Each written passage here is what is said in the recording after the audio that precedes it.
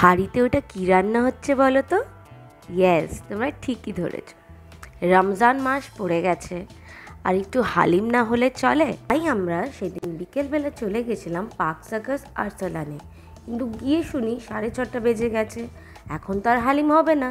তাই কী করি, ওখান থেকে চলে গেলাম পার্ক সার্কাস জিশানে।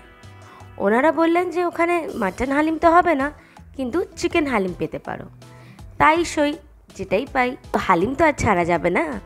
তাই আমরা ওখানে ওদের এসি ডাইনিং গিয়ে অপেক্ষা করি, আর ওরা ততক্ষণ আমাদের জন্য হালিমটা রেডি করে পাঠায়।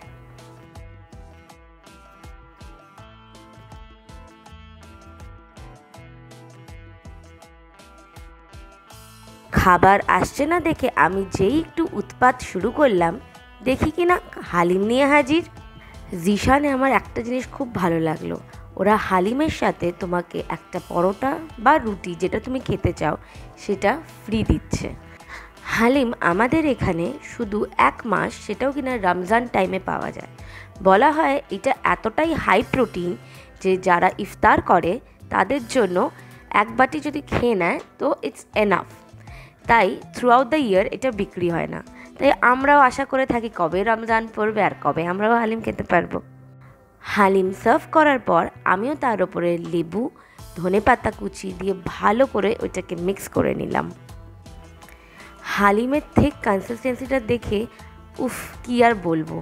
আর হালিম যখন ওরা সার্ভ করে তার সাথে ওরা ওপর থেকে ছড়ানোর জন্য কিছু ইনগ্রিডিয়েন্টস দিয়ে দেয়, যেমন বেরেস্তা, লেবু, ধনেপাতা, আদা কুচি, লঙ্কা কুচি। কিন্তু একটু আমি ডিসঅ্যাপয়েন্ট হলাম, কারণ এখানে ওরা বেরেস্তাটা সার্ভ করেনি। কিন্তু ঠিক আছে, লেটস কেমন খেতে দেখা যাক। চিকেন হালিমটা অত্যধিক থিক আর টেম্পটিং দেখতে লাগছিল, আর চিকেন দিতেও ওরা কোনো রকম কঞ্জুসি করেনি। আমরা 10 to 12 পিসেস অফ চিকেন পেয়েছিলাম। যেই ফার্স্ট বাইটটা মুখে নিলাম, উফ কি বলবো, অসাধারণ খেতে। মানে মাটন হালিম যে পাইনি তাতে একটু মন খারাপ ছিল, কিন্তু চিকেন হালিমটা খাওয়ার পর সেটার আর রইল না। জিশান যে পরিমাণের হালিম সার্ভ করে ওইটা 2 থেকে 3 জনের ইজিলি হয়ে যাবে। তোমরাও যদি এরকম দারুণ হালিম ট্রাই করতে চাও তাহলে চটপট চলে এসো পার্ক সার্কাস জিশান। আর এরকম দারুণ দারুণ খাবারের খোঁজ পেতে হলে লাইক, শেয়ার অ্যান্ড সাবস্ক্রাইব। খাই দাই।